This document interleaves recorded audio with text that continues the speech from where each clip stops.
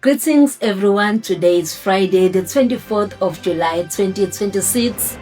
Let's recap on the highlights for the IFP Treasurer General and Deputy Minister of Fisheries, Forestry and the Environment, Honorable Naren Singh, has emphasized the critical role of education in promoting recycling and the circular economy, especially among young people.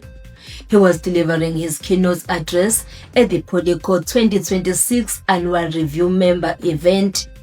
IFP KZN Chairperson and Premier Honorable Thamsanqa Ntuli led the Operation Sukuma Sakhe OSS Cabinet Day across the Ilembe District Municipality to address service delivery backlogs and support local development. The Premier began his morning with a visit to Dlala Phezulu Farm, a youth-owned communal enterprise in KwaDokoza. Mpemba joined community members at the Groundville Sports Field for the main OSS Cabinet in Imbizo.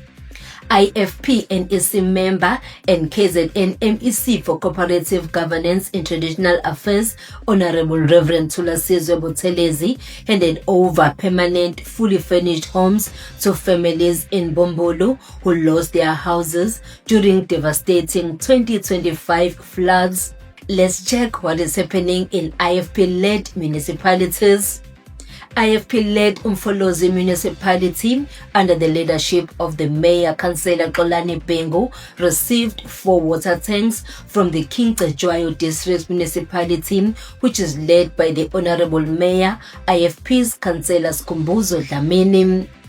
King Cetshwayo Deputy Mayor Councillor Philile Xulu stated that the Umfolozi municipality is amongst the areas most in need of water. As a result, it is receiving 18 water trucks to help alleviate the community's water shortage.